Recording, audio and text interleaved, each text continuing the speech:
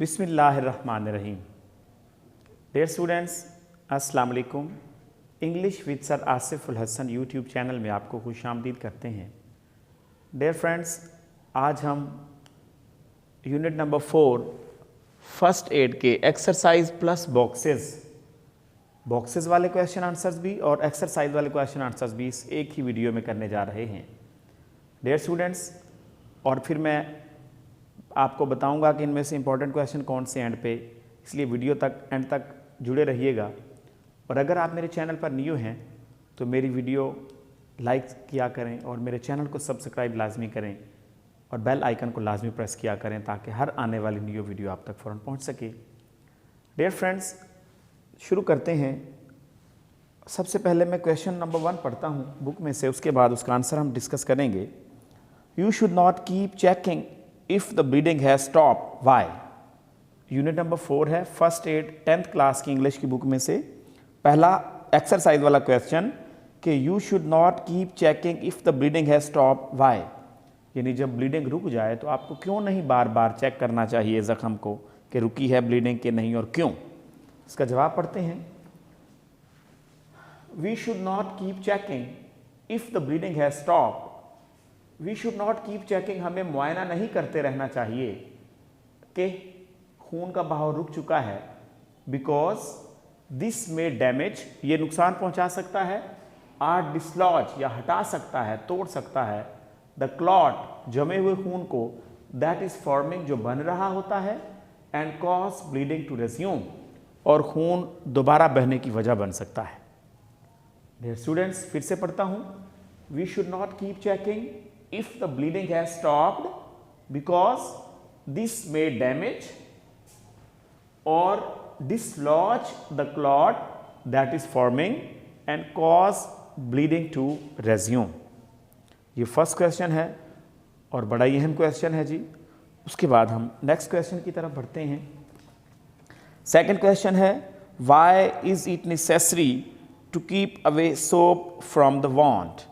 जख्म से साबुन को दूर रखना क्यों ज़रूरी है, तो इसका रीज़न बताते हैं जी आंसर के अंदर हम। आंसर नंबर 2 एक्सरसाइज के क्वेश्चन में से, the soap can irritate the wound. साबुन जख्म में सोजिश या जलन पैदा कर सकता है, सो इसलिए try to keep it out of the actual wound, इसलिए इसे असल जख्म से दूर रखने की कोशिश करें। उसने यही पूछा था हमारे से क्वेश्चन में कि साबुन को जख्म के करीब क्यों नहीं लाना चाहिए, तो हमने ये बताया क्योंकि साबुन जख्म में इरिटेशन पैदा करता है, जलन पैदा करता है, सोजिश पैदा करता है, इसलिए इसे असल जख्म से दूर रखना चाहिए। अगर साफ़ करना है तो साइडों से साफ़ कर लें, ओरिजिनल असल जख्म पर साबुन कभी भी नहीं लगना चाहिए। फिर से बोलूँगा, the soap can irritate the wound, so try to keep it out of the actual wound. ये भी क्वेश्चन बड़ा अहम है। और डियर स्टूडेंट्स, मैंने जितने भी क्वेश्चन के आंसर दिए हैं, मैंने यही कोशिश की है कि मैं टेक्स्ट में से ही आंसर ढूंढ के आपको दूं, यानी टेक्सचुअल आंसर्स ही मैंने जो 100% परफेक्ट आंसर्स है वही देने की कोशिश की है। उम्मीद करता हूँ आपको ये अच्छे लगेंगे और आसान भी हैं। उसके बाद हम थर्ड क्वेश्चन की जाने बढ़ते हैं। How is an antibiotic cream और ऑइंटमेंट गुड इनहेलिंग द वॉन्ड, यानी एंटीबायोटिक क्रीम या फिर कोई मरहम ज़ख्म की मरहम के लिए कैसे बेहतर होती है, ये हमने बताना है। लिखते हैं जी, हम आंसर की तरफ बढ़ते हैं। एन एंटीबायोटिक क्रीम एक जरासीम कश क्रीम और ऑइंटमेंट या मरहम, गुड इनहेलिंग जो ज़ख्म की बेहतरी के लिए अच्छी होती है, the wound because it helps क्योंकि ये मदद करती है, टू कीप रखने के लिए, द सरफेस मॉइस्ट सतह को नमदार, क्योंकि ये जख्म की सतह को नमदार रखने में मदद करती है, एंड हेल्प्स और मदद करती है, bodies natural healing process work fast, और जिस्म के कुदरती सेहत याबी के अमल को भी तेज कर देती है। अब रीज़न क्या हमने बताया, हमने इस जवाब में ये बताया कि कोई भी एंटीबायोटिक क्रीम या फिर ऑइंटमेंट मरहम या कोई एंटीबायोटिक क्रीम वो इसलिए हम ज़ख्म पर लगाते हैं ताकि एक तो जख्म की सतह नमदार रहे, सतह का मतलब ऊपर वाला हिस्सा नमदार रहे, पहले नीचे से खुश्क होना शुरू हो और फिर एंड पे आके ऊपर वाली जगह खुश्क हो। अगर नीचे से नमदार रहा और ऊपर वाली जल्दी खुश्क हो गई तो जख्म अंदर से इन्फेक्शन ख़राब हो जाएगा। इसलिए ये जख्म की सतह को नमदार रखने में और इसके अलावा जिस्म के अंदर जो सेहत याबी, शफा याबी का कुदरती अमल होता है उसको भी तेज़ करने में मदद करती है ये एंटीबायोटिक क्रीम या फिर ऑइंटमेंट। इसका जवाब हम फिर से पढ़ते हैं जी। एन एंटीबायोटिक क्रीम और ointment good in healing the wound because it helps to keep the surface moist and helps body's natural healing process work fast। तो ये निहायत ही आसान सा क्वेश्चन का आंसर हमने दिया आपको। और डियर स्टूडेंट्स, इसके अलावा ये क्वेश्चन भी अहम है इस बुक में से। ये पहले तीनों ही अहम क्वेश्चन है और भी आगे पढ़ते हैं तो बताता जाऊंगा मैं। उसके बाद हम फोर्थ क्वेश्चन की जाने बढ़ते हैं। What should you do if you are allergic to adhesive material used in the most bandages. अगर आपको चिपकने वाला मवाद जो कि ज़्यादातर पट्टियों में इस्तेमाल होता है उससे एलर्जी होती है तो आपको क्या करना चाहिए? What should you do? देखते हैं जी। अगर वी आर एलर्जिक, हमें एलर्जी होती है, टू एडहेसिव मटेरियल, चिपकने वाले मवाद से, used in the most bandages, ज़्यादातर पट्टियों में इस्तेमाल होने वाले, अगर हमें ज़्यादातर पट्टियों में इस्तेमाल होने वाले चिपकने वाले मवाद से एलर्जी होती है तो वी शुड यूज़, हमें इस्तेमाल करना चाहिए एडहेसिव फ्री ड्रेसिंग्स। तो हमें जो पट्टियाँ हैं वो चिपकने वाले मवाद के बगैर वाली इस्तेमाल करनी चाहिए। या फिर उसके बाद सेटिराइल गॉज या फिर सेटिराइल गॉज इस्तेमाल यानी जरासीम कश पट्टी इस्तेमाल करनी चाहिए। Held in place with paper tape, उसको जगह पर लगा के पेपर टेप लगा दें। गॉज रोल या फिर गॉज रोल जरासीम कश पट्टी या फिर लूजली अप्लाइड इलास्टिक बैंडेज या हल्की लचकदार पट्टी इस्तेमाल करनी चाहिए। तो ये क्वेश्चन नंबर 4 का आंसर था। फिर से पढ़ूंगा। अजान है जी माजरत से, तो पास करते हैं।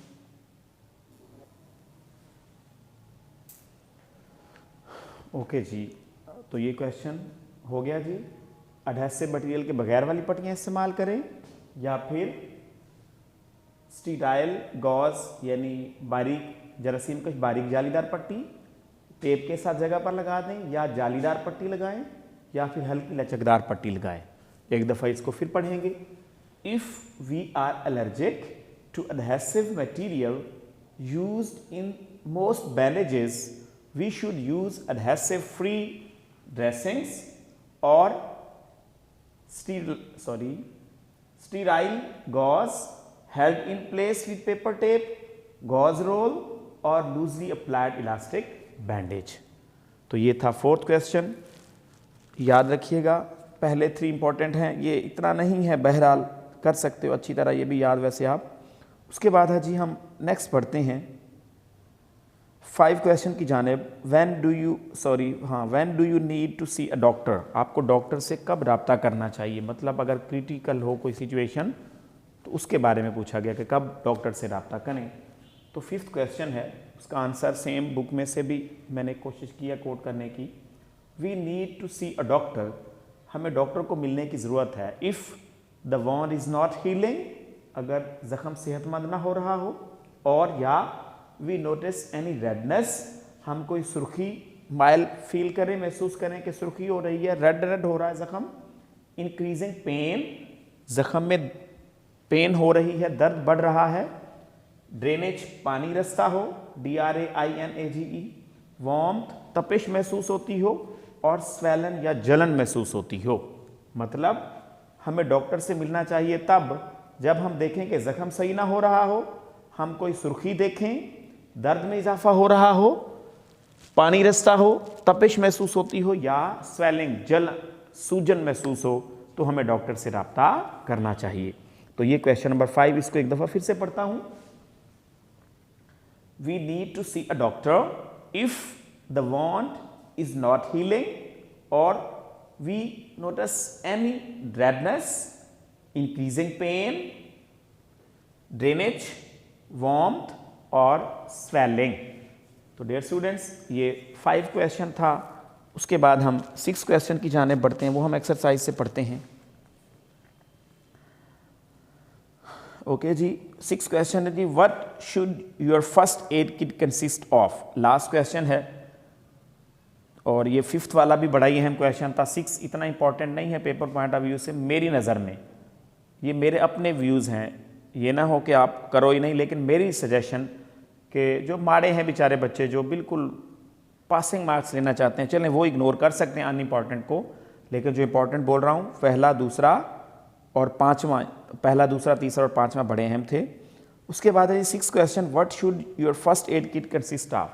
फर्स्ट एड किट कंसिस्ट किस पर मुश्तमिल होना चाहिए, तो हम देखते हैं जी।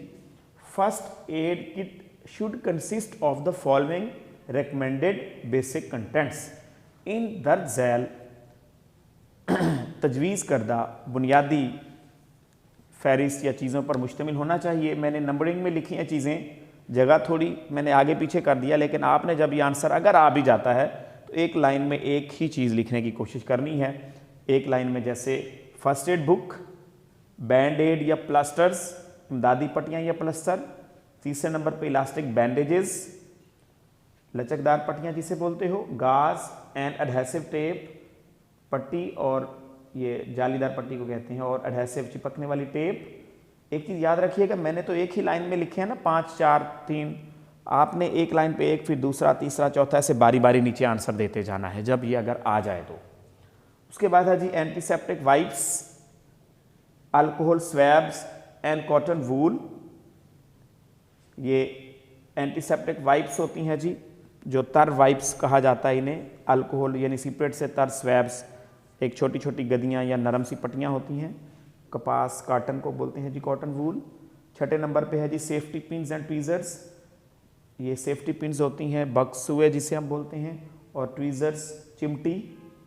7वें नंबर पे सीजर, कैंची को बोलते हैं हम। 8वें नंबर पे लेटेक्स ग्लव्स, रबड़ के दस्ताने। कैलेमाइन लोशन, स्कून आवर लोशन होता है, तस्कीन के लिए लोशन लगाया जाता है, चाहे जलन हो रही हो तो ठंड सा महसूस हो, सुकून हो। क्लिनिकल थर्मोमीटर, ये जो थर्मामीटर जिससे टेम्परेचर चेक होता है। एनाल्जेसिक टैबलेट्स, दर्द ख़त्म करने वाली गोलियाँ, डिस्प्रिन, एस्प्रिन वगैरह, पैरासीटामोल वगैरह। तो ये क्वेश्चन है हमारा क्वेश्चन नंबर 6। एक दफ़ा फिर से पढ़ूंगा। First aid kit should consist of the following recommended basic contents. First aid book, second number पे बैंड एड प्लास्टर्स, थर्ड पे इलास्टिक बैंडेजेस, फोर्थ पे गाज एंड एडहेसिव टेप, 5 पे antiseptic wipes, alcohol swabs and cotton wool, 6ठे पे safety pins and tweezers, 7वें पे scissor, 8वें पे latex gloves, 9वें पे कैलेमाइन लोशन और 10वें पे क्लिनिकल थर्मोमीटर और 11वें नंबर पे एनाल्जेसिक टैबलेट्स। तो ये हमारा क्वेश्चन नंबर 6 का आंसर था।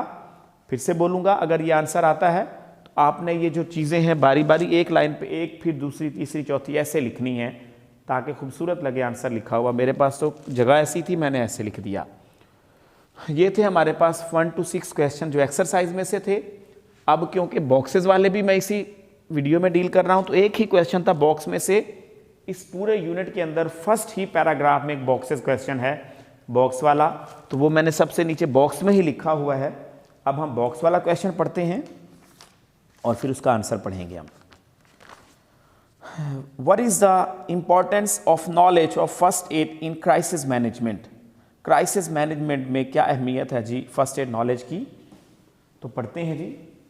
The knowledge of first aid in crisis management, crisis management में जो फर्स्ट एड का नॉलेज है, इल्म है, इंतज़ामी बहरान, क्राइसिस मैनेजमेंट इंतज़ामी बहरान, इंतज़ामी बहरान में फर्स्ट एड का जो नॉलेज होता है इज़ मोस्ट क्रिटिकल, बड़ा अहम होता है, एंड और इज़ ऑफन लाइफ सेविंग, और अक्सर ज़िंदगी बचाने वाला होता है।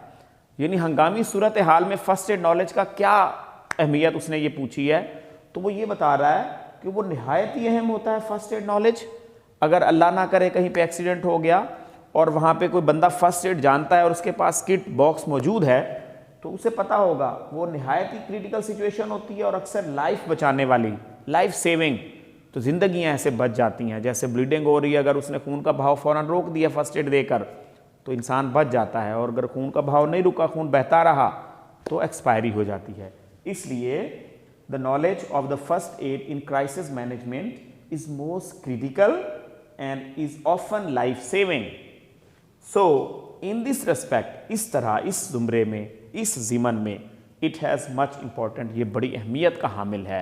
तो ये जी बॉक्सेस वाले, बॉक्स का एक ही क्वेश्चन था, मैंने लिखा जी बॉक्सेस, इधर भी मैंने एरो दिया बॉक्स क्वेश्चन, डाउन इस लेफ्ट साइड पे एरो, ये एक ही है जो बॉक्स में आंसर दिया हुआ है, ये सारे एक्सरसाइज वाले, और ये एक ही है बॉक्स वाला। फिर से पढ़ता हूँ बॉक्स वाले को। The knowledge of first aid, inverted commas में first aid, in crisis management is most critical and is often life saving, full stop. So comma, in this respect comma, it has much important. तो dear students, इस तरह ये हमने unit number 4 first aid के exercise plus boxes वाले question किए। ये first 6 जो है एक्सरसाइज में से हैं, लास्ट बॉक्स वाला है, और इंपॉर्टेंट क्वेश्चन पहले भी बता दिया, फिर बोल रहा हूँ, फर्स्ट 3 और 5 क्वेश्चन बड़ा इंपॉर्टेंट है और बॉक्स वाला इंपॉर्टेंट है, याद रखिएगा, इनको अच्छी तरह याद कीजिएगा, बाकी भी करना चाहिए। और उम्मीद करता हूँ आपको ये वीडियो अच्छी लगी होगी। अगर आप मेरे चैनल पर न्यू हैं तो लाजमी सब्सक्राइब कीजिए और बेल आइकन लाजमी प्रेस किया करें ताकि हर आने वाली न्यू वीडियो आप तक फ़ौरन पहुँच सके। और इसके अलावा अगर मेरी वीडियो आपको अच्छी लगे तो लाइक किया करें और कमेंट सेक्शन में लाजमी बताया करें कि आपको वीडियो कैसी लगी। कोई ड्रॉबैक, कोई कमी बेशी हो तो लाजमी बताया करें ताकि मैं सीखूं उससे और बेहतर से बेहतर काम करता जाऊं। Thanks a lot. अल्लाह आपका हामी और नासिर हो। दुआओं में याद रखिएगा। English with sir Asif lesson को याद रखिएगा। God bless you. अल्लाह हाफिज़।